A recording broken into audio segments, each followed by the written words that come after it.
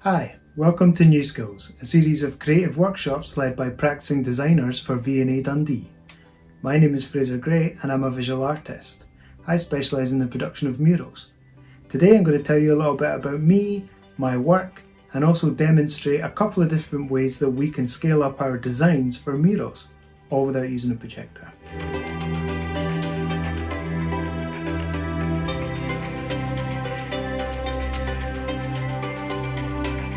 I started painting graffiti in Dundee in around about 2000 when I was about 14. I would go painting with my friend Martin McGuinness, and we would sneak into like abandoned mills and paint really weird stuff, mainly portraits. There was no legal walls back then for us to paint, but thankfully there is now. It wasn't really the graffiti culture that interested me.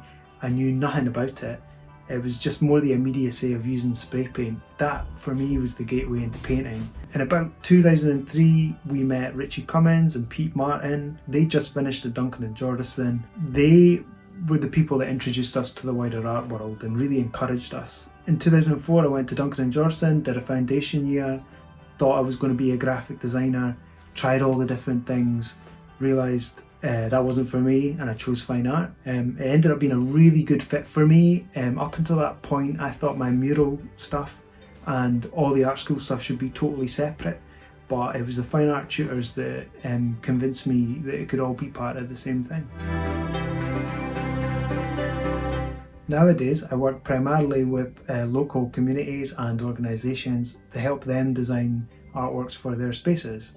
I try not to have an in-house style and approach every job with a fresh slate, starting the design process from the site and building it up from there. However, in the last few years I've been increasingly approached directly for my use of colour.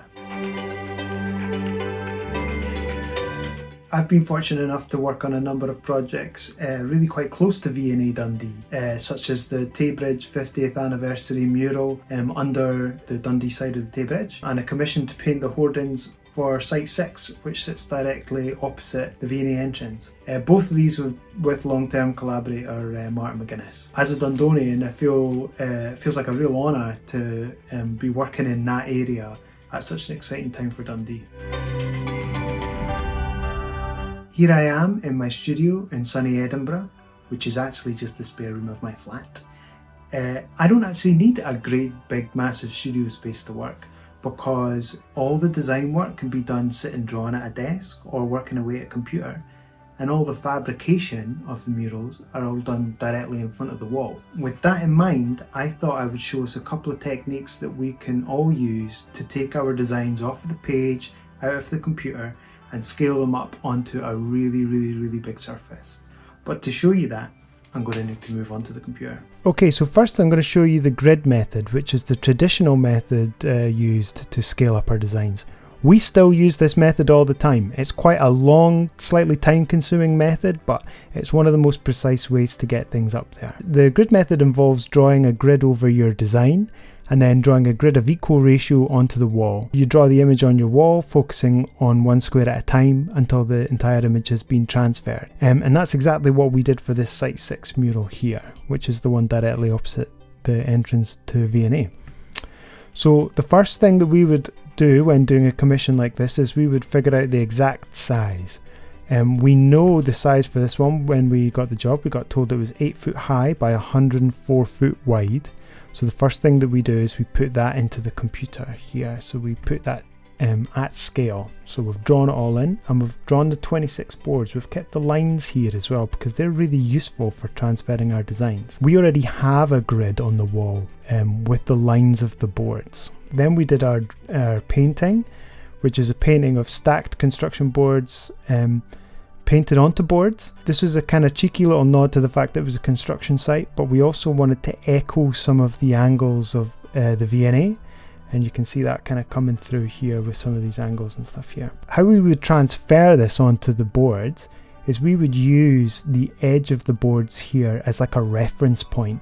So I could look at this gap here and say, oh, that comes down here. But because we've done this at scale, it also means that we can measure. So if I look at that there, you can see the little D. next to little information, that tells me that's 39.48 millimeters on this. But because I've done this a factor of 10, if I times that by 10, so 39.48 centimeters, I can draw that, and that's exactly the size that I'm going to need to draw on my board.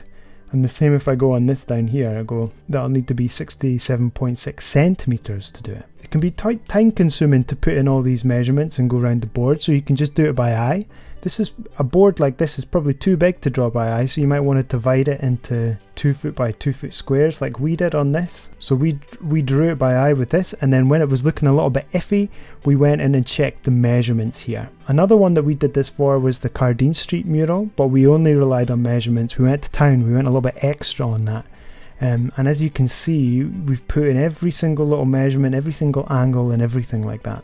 This can take a long time, and it can actually be really confusing, even for people who use it all the time like me. So I'm going to show you next another method that's way simpler, way easier, and something that you can do on the fly. You can actually do right there and then. You don't need to spend weeks and weeks like I did plugging all of these measurements in. Method 2 is the opacity grid doodle grid. And that's a little bit easier for me to explain. For some reason I really struggle to explain the grid method. I find it confusing myself even though I use it all the time.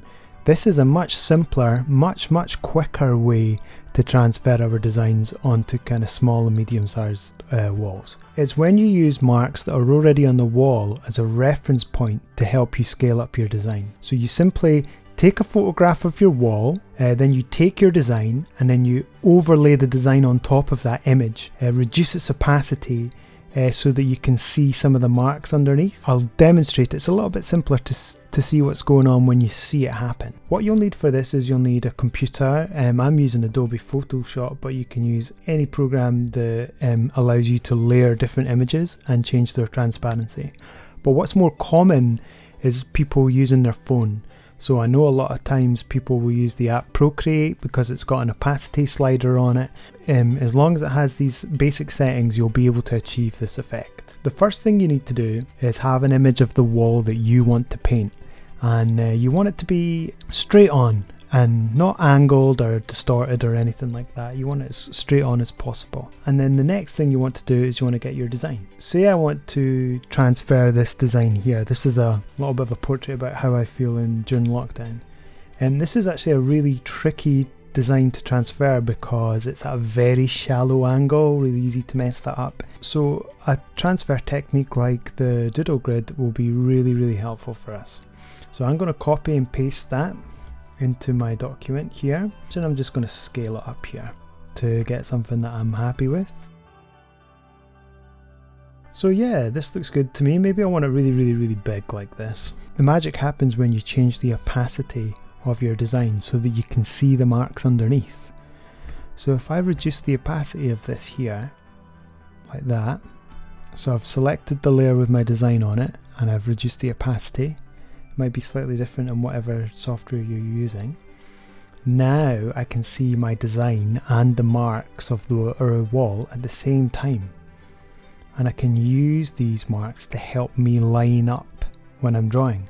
So now I know, for example, that her chin, the bottom of her chin kind of like pushes up against the 2 here and it goes right to the end of this 2 here, and then it matches this bit here. So I can draw that out. So I can use all these reference points to help me draw out as I go along. This works really nicely on people's phones. I know people like to do this and print them out in advance so that when they come and see it, they can do it. But as you can see up here, I haven't got any marks. So this is all really good when I'm down on this graffiti bit. But when it comes to up here, I'm going to be back in no man's land again. It's going to be really tricky to know where to put this. I might make this too big or too small or something like that. So maybe I need some reference points up here. How do I do that? You're going to need to use your imagination for a little second here. You're going to need to imagine that I'm in front of this wall here, right? And I'm going to be painting it in real life. So before I start my picture here, what I'm going to do is I'm going to go to the wall in real life, grab some real paint, and then I'm going to just doodle. So maybe I'll do some numbers. I know people like to do numbers, people like to do shapes, people like to do squiggles, people like to do letters, anything really.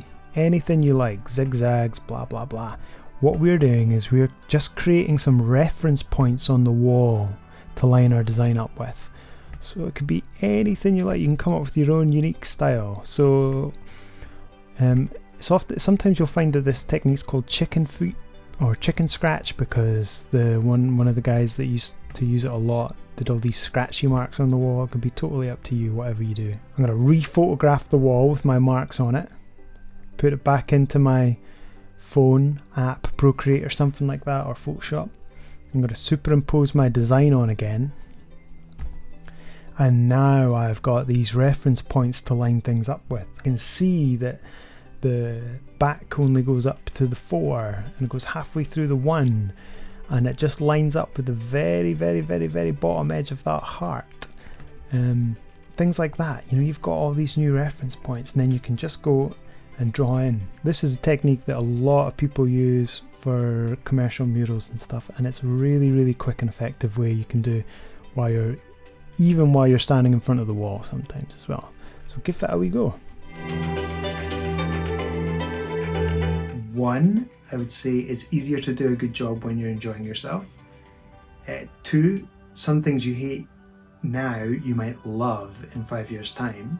So try to stay open as possible and be aware of the limitations of your own taste. 3, I would say be nice to everyone. Design is a very small world.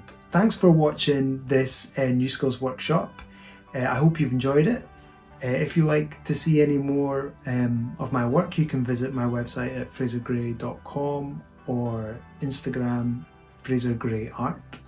Look out for another New Skills workshop next month, led by another practicing designer.